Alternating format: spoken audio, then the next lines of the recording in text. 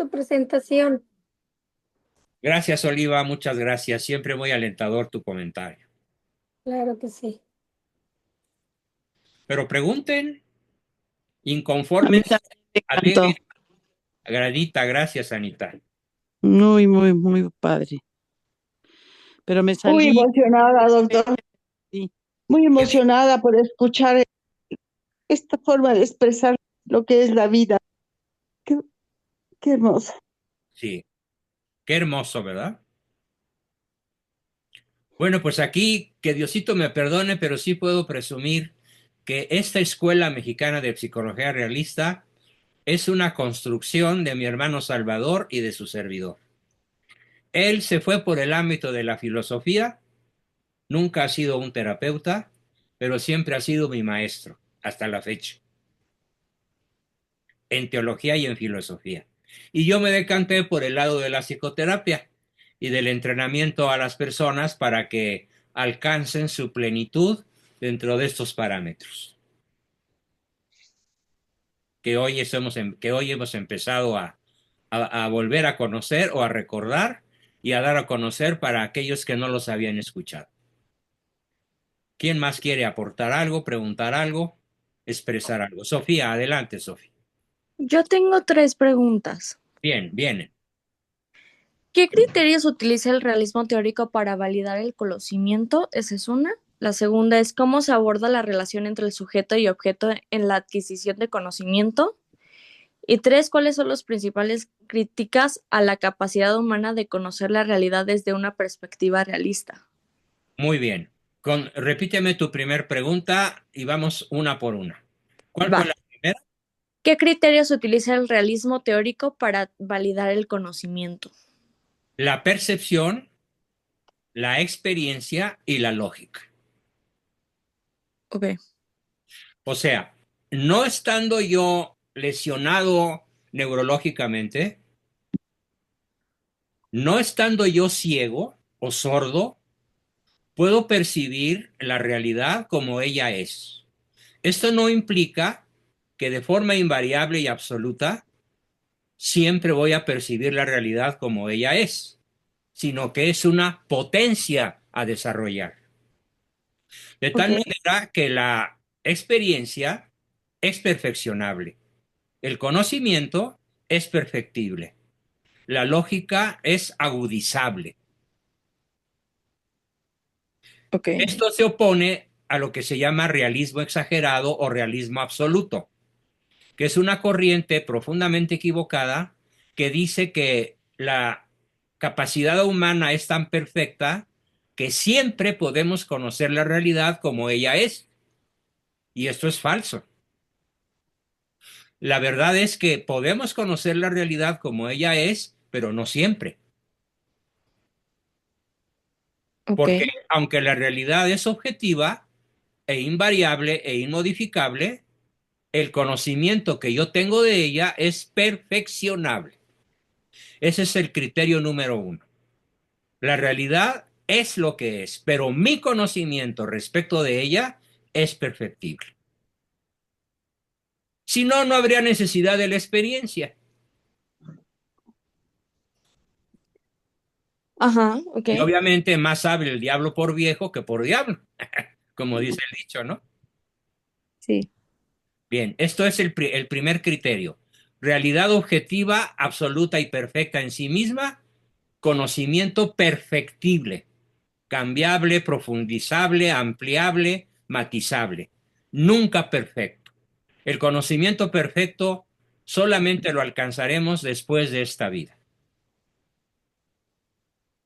Ok. en la eternidad. Segunda pregunta. Este, ¿cómo se aborda la relación entre sujeto y objeto en la adquisición del conocimiento? Ahí te va. Qué preciosa pregunta. Con humildad intelectual. ¿Esto qué quiere decir? Que estoy sujeto a la duda y acepto la duda. De hecho, se puede decir que la ciencia es hija de la duda. Mm. ¿Cuándo sale el científico de dudas? cuando ha experimentado de manera absoluta, de tal manera que puede establecer un principio universal que dice, de 100 veces que se haga ese experimento, el resultado siempre será el mismo. Ok, No 99 de 100, no, 100 de 100, 1000 de 1000, siempre. Y así puedes establecer una regla científica universal, nacida de la observación y de la experiencia, y la lógica te va a decir que si pones las mismas variables, siempre vas a obtener los mismos resultados. Así es como se aborda. Con mucha humildad para reconocer que si no dudas, se te aplica aquel dicho que dice, solo los estúpidos no tienen dudas. sí. ¿Correcto? Y, Humildad intelectual y humildad afectiva. No estar aferrado al punto de vista, sino estar abierto al conocimiento, sobre todo en áreas que yo no domino. ok. Bien. La tercera pregunta, Sofía. ¿Cuáles son las principales críticas a la capacidad humana de conocer la realidad desde una perspectiva realista? La principal crítica es que somos una naturaleza dañada. Somos una naturaleza herida. ¿Dónde se ve la herida de la naturaleza humana? Desde el punto de vista de la historia de la teología, sabemos que esta herida fue causada por el pecado original, cuando el hombre aspira a ser Dios, por la Ujú, tentación del demonio. Y la herida consiste, bueno, más bien son dos heridas. La primera gran herida es lo que llamamos el divorcio entre la inteligencia y la voluntad.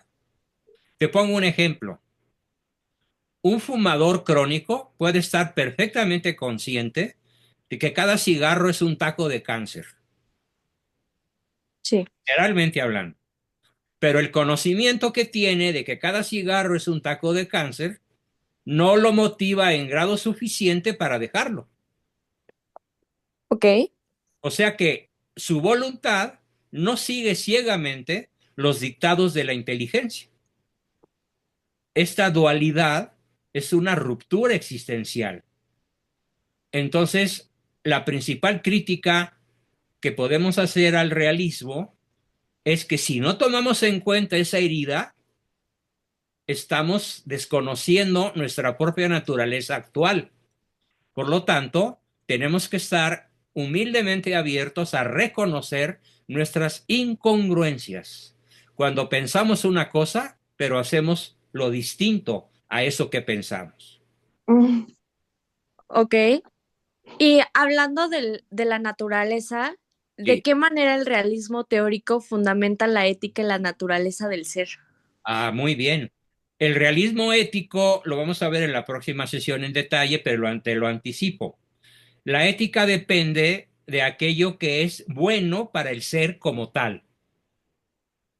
¿La ética qué es?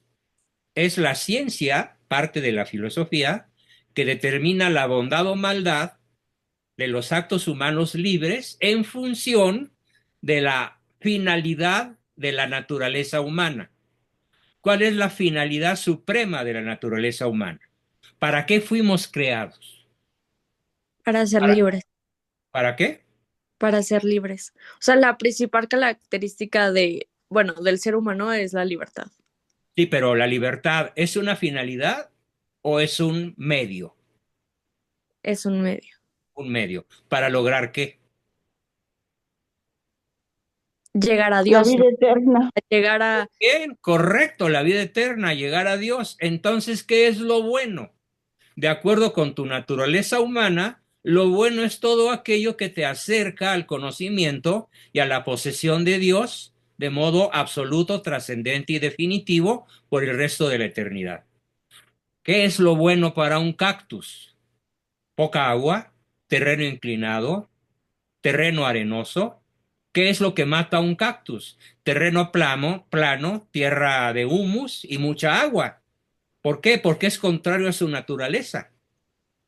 Ujú. ¿Qué es lo contrario a la naturaleza humana? El pecado, la deslealtad, la mentira, el odio. El odio es una brutal carga no para el ser odiado, sino para el que siente y consiente el odio. Porque Es el odiado ni cuenta se da. el otro ni pela, ni enterado está. O se entera, pero le vale una pura y dos con sal. Y esa podría ser otra crítica, ¿no? Sí, Ignorar lo realista. ignorar algo realista por culpa propia. ¿Sabes cómo se llama eso, Sofi? Se llama ignorancia invencible culpable. O sea, es Es otra como si- forma de decir una persona no pensante. Correcto, una persona que no observa, que no acumula experiencia y que no usa la lógica. Ok. Entonces cae en la ignorancia invencible culpable por su culpa, por perezoso, por pedigüeño, por chairo, por peje lagartista, por dependiente, por neurótico, por perezoso, y puede haber una ignorancia invencible inocente. Por ejemplo, imagínate tú el habitante del Darién, una selva impenetrable, o el habitante de una región todavía no explorada en el Amazonas, que en donde vive alguna tribu, pon tú de 50,000 personas, y ninguna de ellas ha entrado en contacto con un ser humano que no sea de su propia raza, porque no tienen los medios de locomoción, porque el hábitat no les permite salir de ahí, porque si caminan más de 10 kilómetros se mueren por una víbora, un alacrán o un bicho raro o una fiera, y entonces viven recluidos en su comunidad. Todo lo que ignoran respecto del mundo es una ignorancia inocente, Ujú. tan inocente como invencible. Y aquí se está hablando mucho de lógica. Sí, Este, la lógica sé que ignora la opinión, pero al final tenemos que tener una opinión basada en algo para tener una lógica, ¿no? claro. Nada más que aquí viene el triple concepto de verdad. Fíjate qué apasionante. Primero tienes la verdad objetiva, que se llama verdad en sí o verdad ontológica, que es aquella que se define así. Es lo que es. Ujú. Aunque tú no sepas ni siquiera nada de su existencia. Es lo que es. Segundo, tienes la verdad que vamos a llamar opinión, que es tu conjunto de creencias, percepciones y prejuicios que tienes sobre algo o sobre alguien. Ujú. Y tercero, cuando tu cabeza, tu mente se adecua a lo que la cosa es en sí. Eso se llama verdad lógica. Cuando tu mente se conforma, adquiere la forma que tiene la realidad. Y eso se llama también certeza o certidumbre, Ok. que es Y, propia de las personas más inteligentes, con más experiencia, con más capacidades de entendimiento abstracto, que leen más, que estudiamos más, que escuchamos más al otro aunque esté equivocado, que respetamos profundamente a la persona aun cuando estemos opuestos a su opinión. Eh, Es que aquí hay una cosa bien importante. Lo que respetas del otro no es su opinión. Lo que respetas del otro es su dignidad intrínseca. ujú, Así sea tu adversario más terrible. Es un ser humano digno de respeto intrínsecamente visto. sí, es un derecho. No importa su grado de, no te diría yo, de maldad o de criminalidad. Sigue De siendo, Chaires. sí, sigue siendo un ser humano. Entonces, en el realismo, tú no captas ante todo su esencia, su forma de ser transitoria o pasajera, que puede ser su estado de pecado o de maldad de estos momentos o durante muchos años de su vida, sino que tú lo captas como lo que es, un ser humano con dignidad propia, y de esa manera lo tratas. Esto Y solo es tienes, posible dentro del realismo. Y haces oración por él. Además, aunque te produzca náuseas, como me pasa a mí con el peje o con la Claudia, ¿no? Que tengo que tomarme incluso a veces un Alka-Seltzer para poder recitar en su honor un Padre Nuestro. Y tengo una última pregunta, última y ya. No importa, Dejo- hay tiempo. ¿Cuál sería tu pregunta? Eh, ¿El realismo teórico ignora la opinión? No, Porque la opinión es real. no. El realismo no ignora la opinión, la sopesa, la considera, la incluye como una aproximación probable o cercana o lejana al conocimiento de la realidad objetiva. Pero Para aprender. la opinión de los que tienen experiencia en esa situación. Yo valoro más, obviamente, la experiencia de una persona conocedora, de una persona que ha acumulado décadas de experiencia intencional, que la de un adolescente que dice lo primero que se le ocurre porque le nace de la tripa. Okay. Doctor, Por ejemplo, aunque solo se trate aunque perdón. solo se trate de recetas de cocina. Sí, claro, es que todo es opinable. Pero fíjate, cuando una persona entiende que la opinión puede ser verdad objetiva, cuando mi opinión coincide con la realidad, se llama certeza. Cuando mi opinión no coincide con la realidad, se llama verdad subjetiva o verdad moral, y solo existe en mi cabeza, pero no existe en el mundo real. Entonces, ¿cómo valida el realismo el idealismo? Como una corriente heterodoxa que ha causado grandes guerras. Por ejemplo, te pongo un ejemplo muy reciente. Cuando yo era niño, cuando yo nazco en 1943, estaba en pleno auge la Segunda Guerra Mundial, basándose en una opinión de una sola persona, Adolfo Hitler, que consideraba que los arios eran la raza superior. Y en la opinión de un pequeño grupo de personas que llamamos los sionistas, que consideraban que Dios les había escriturado la tierra y que por lo tanto tenían que aplastar cualquier movimiento que no estuviera de acuerdo en las escrituras que Dios les había dado como dueños de la tierra. Dos opiniones brutalmente equivocadas causaron miles de millones de muertos y de heridos y de naciones destrozadas, de economías aniquiladas. Entonces, la opinión es la que más ha causado guerras. Así Porque es. no se basa. La opinión subjetiva, no sujeta a la duda inteligente, que se llama escepticismo metodológico. Cuando tú no sujetas tu opinión a la duda, la conviertes en una certidumbre falsa, en un mito. Y con base en ese mito, matas millones de personas, como en la Rusia comunista, que cuesta solo en la Rusia blanca 5 millones de muertos. Y a lo largo de la historia del comunismo, estamos hablando de 100 millones de muertos. Okay. Por la opinión de Marx y de Lenin y de Stalin. Uh-huh. Y la cuarta transformación. Bueno, en México, pues para qué entramos en terreno pantanoso, ¿no?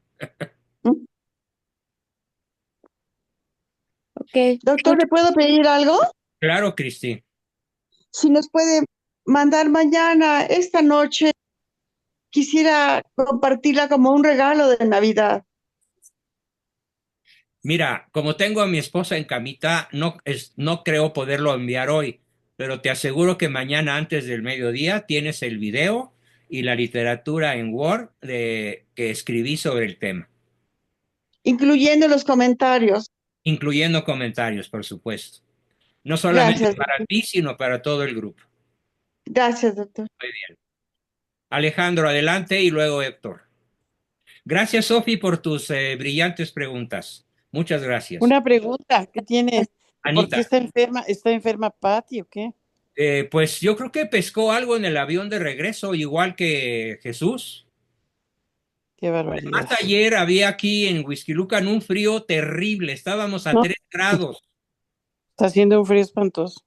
y tenía visitas y se le ocurrió recibirlas en el jardín y cuando se Uy, acercó a mi recámara tenía hipotermia. uy, La tuve que abrazar y parecía témpano de hielo. Me sí. tardé media hora en darle calor y amaneció con 38.5 de temperatura, a tose y tose, con dolor de garganta, de cabeza, con dolor muscular. Ya está sujeta a medicación, con un doctor muy, muy adecuado y está un poquito mejor, pero tengo que seguirla cuidando. De hecho, ahorita en 10 minutos más le toca su dosis de medicamentos. Ay, cómo lo siento. Gracias. Pero sí está haciendo mucho frío. Sí, demasiado. Mucho. Yo creo que es el invierno más frío desde que yo me acuerdo, cuando menos aquí donde vivo, donde tienen su casa. Sí es. Alejandro, adelante. Buenas noches. Qué bueno que ya regresaron de tanta festejo y ojalá sigan porque pues, estamos en la octava de la Navidad y nos falta el tiempo de Navidad que termina el 2 de febrero y la octava de la Navidad termina el 1 de enero. Nomás quería preguntar sobre el constructivismo. ¿Quién lo abandera o cómo es esa idea en lo general? A ver, déjame, por aquí lo tengo escrito. No, no logré hace rato aprenderme su nombre.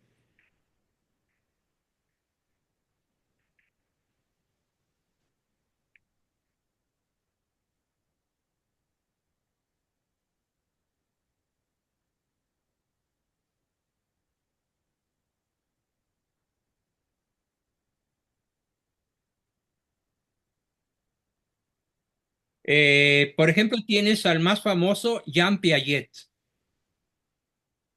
Ah, ok. Tienes a Vygotsky, ruso. Lev Vygotsky. Tienes a Jerome Brunner. Tienes a David Ausubel. Tienes a Bárbara Rogoff y Michael Cole. Y tienes otro señora que se llama Seymour Papert. Y probablemente el principal, Richard Mayer, judío. ¿Cuál es la idea central de ellos? La idea central del constructivismo es que, de acuerdo a lo que vas aprendiendo, de acuerdo a los mitos, tradiciones y creencias de un determinado grupo social, vas construyendo la realidad. O sea, la realidad no es independiente, anterior y superior. La realidad es lo que tú vas construyendo. El constructivismo individualista está considerado como una pérdida del sentido de la realidad, pero el constructivismo social es lo que los constructivistas consideran como lo que es la realidad, cosa absolutamente falsa. Porque si así fuese, imagínate tú que reúnes en un solo grupo de personas a un hinduista, a un budista, a un comunista, a un católico, a un protestante, a un ateo, y buscas que se pongan de acuerdo. Un zafarrancho. Sería un zafarrancho fenomenal. La unidad solo se puede dar sobre algo que ya existe, anterior, superior, independiente. Pero el constructivista dice que no, que entre esas 8 o 10 personas van a construir la realidad. Semejante Sí. barbaridad, ¿verdad? Me causa, pues si no me causa rabia, me causa risa, la verdad. Pero además hay escuelas que enarbolan el nombre de Jean Sí, Piaget sí. con gran orgullo. Y bueno, pues es como, no sé, hacer jefe de seguridad de la ONU al Chapo Guzmán, vigilante de Bien. que no haya tráfico de drogas. Y en relación con el estructuralismo, ¿habría alguna similitud? No, es diferente el estructuralismo, pero solamente considera que hay una estructura preexistente. Ujú. Pero en realidad, la realidad es que no hay solo estructuras. El estructuralismo es materialista, no concibe la existencia del espíritu, sino Ujú. únicamente la materia. Sí, eso es una teoría filosófica súper en boga, ¿no? En los últimos tiempos. Sí, claro. Todos los sismos, excepto el cristianismo y el realismo, han estado en boga causando miles y millones de muertos y de guerras y de conflictos. Porque si no hay verdad, no hay unidad. Sí, Un cataclismo. todo deviene también del miedo de hablar de Dios y hablar de Jesús de una Claro, manera. claro, es un pánico terrible. Sí. Es una censura y autocensura brutal. Pero yo siempre les digo a esas personas, si tú te has avergonzado de Cristo en tu vida humana, Cristo se avergonzará de ti por el resto de tu eternidad. Eso Qué es, sí. horror. Terrible. Si Ok. tú no reconoces a Cristo aquí, Él no te reconocerá cuando mueras. Te dirá literalmente, a ti no te conozco. ¿Y tú quién eres? ¿Y tú quién eres? No te conozco porque me negaste. Sí, porque indirectamente cualquier ataque, como están tan súper en boga a los cristianos, pues implica un desconocer la figura de Cristo implícitamente, ¿no? Claro. No, y la gran mayoría explícitamente. Ujú. Ujú. Ok, gracias. Gracias a ti, Alex. Y finalmente, nuestro último participante, Héctor Rosales, adelante. Buenas noches, doctor. Hola, Héctor. Del constructivismo también deriva entonces la ideología de género. Ah, claro. Yo soy lo que construí de mí mismo. Yo me siento mujer, me siento en el cuerpo equivocado, luego no soy hombre, soy mujer. Yo me construyo a mí mismo. Sí.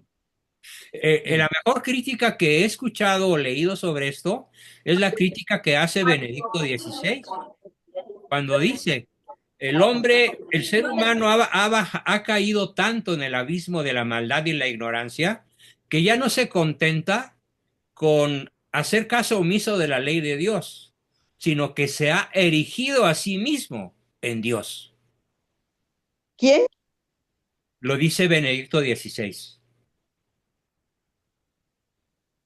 criticando el constructivismo, el materialismo, la ideología de género, sobre todo, dice Benedicto XVI, no se ha conformado el hombre con desobedecer la ley de Dios, sino que ahora se considera a sí mismo como un Dios, Así es. recreando y reconstruyendo su propia naturaleza contrariamente a la ley divina. Por último, doctor, dos preguntas relacionadas. En general, ¿considera usted que las escuelas, las otras escuelas de psicología, son contrarias u hostiles al catolicismo y que la escuela realista de psicología es la única reconciliable con el catolicismo?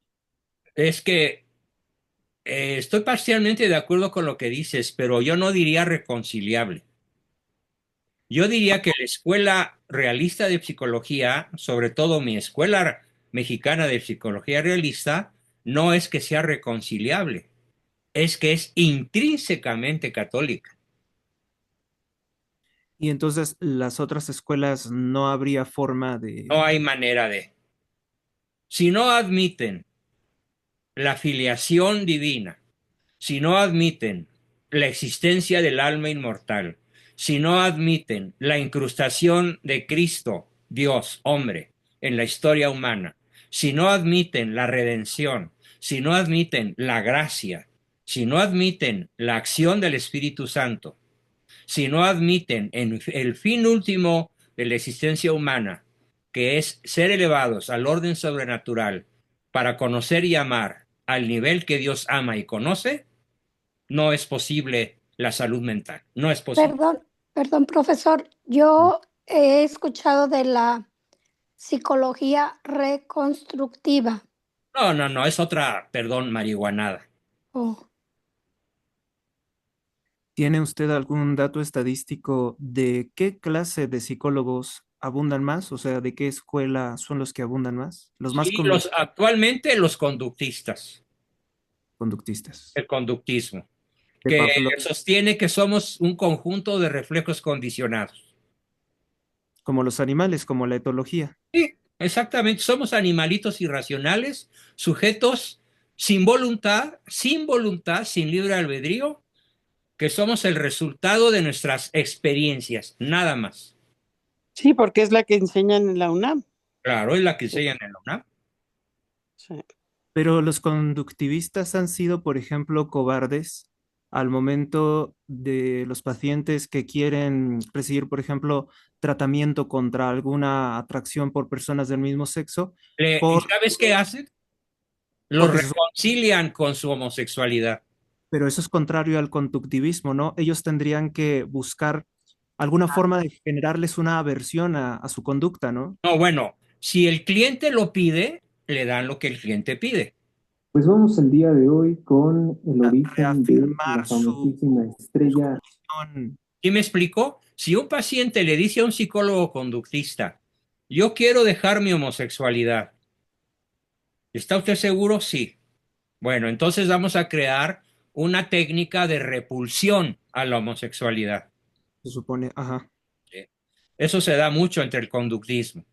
La aversión o la repulsión al alcohol, a las drogas, al sexo homosexual, etcétera. Claro. Pero la mayoría de los psicólogos conductistas te dicen, no, no es necesario. Mejor trabajemos en que usted ecualice lo que siente ser con lo que es. Porque principalmente la campaña negra que se hizo para ilegalizar las terapias con las personas del mismo, que tuvieran atracción por personas del mismo sexo en la Ciudad de México, fue decir que se utilizaban electrochoques para generar una... Mentira, yo nunca he utilizado ni electrochoques ni medicamentos. que eso sería únicamente de una escuela conductivista, Conductista, conductista, perdón, no conductivista, conductista. conductista. Sí, es correcto. Por supuesto, yo le escribí al que lanzó ese mamotreto diciéndole, estoy en contra de tu dictamen y aquí te espero en mi casa, Parque de Madrid, bla, bla, bla, bla, bla, y me voy a oponer el resto que Dios me dé de vida a la estupidez que acabas de lanzar. Mm, Así, de plano me le encaré. Bien. No, no sabes la que se armó, pero pues no me pueden hacer nada. Y por último, ¿qué clase de pacientes le llegan más? El paciente que más me ha llegado, digamos, en los últimos 20 o 25 años, es el paciente depresivo. Podemos decir que la depresión es la enfermedad del tercer milenio. En un 80%, ¿eh? Mis pacientes que necesitan más terapia, más apoyo, carecen de autoestima, de seguridad, de autoaprecio, tienen periodos de inmovilidad, periodos de improductividad muy prolongados, lloran mucho, sufren insomnio, se sienten débiles, se sienten inseguros y claro, ignoran su esencia. Cuando los empiezo a dar a conocer su propia esencia, de acuerdo a lo que yo hoy he planteado, empiezan a descubrir que son su objeto primario de un ordenado amor por sí mismo. mm. Claro, sí. Ese es el punto de partida de su curación. Bueno, doctor, no tengo más preguntas. Gracias. Magnífico, Héctor, gracias por tus preguntas. Y bueno, queridos amigos, pues el miércoles, estos 2 días, martes y miércoles, me voy a concentrar en el auxilio que mi esposa necesita. Entonces, este miércoles no tendremos sesión, pero nos vemos el viernes, Dios mediante, con toda seguridad. ¿Bien? Primero Dios. Primero Dios. Nos vemos el viernes. Así que el miércoles descansamos todos, Muchas gracias. pero nos vemos el viernes a las 8 de la noche para continuar con nuestros temas con más fuerza que nunca. Pues muchas gracias a todos, pero muy buenas noches. Dios los bendiga. Muchas Quiero gracias. mucho. Y Muchas gracias. mañana les Bendecido mando año. un correíto, un mensajito vía WhatsApp, haciéndoles una propuesta de que aquellos que paguen el mes de enero durante esta semana tendrán acceso a un muy generoso regalo de libros de mi parte. Ya mañana Muchas podrán gracias. leer mi propuesta. Gracias a todos y hasta la vista. Muy Feliz buena. año. Feliz año. Bendecido Gracias, año. profe. Feliz Feliz año. Feliz año. año. Que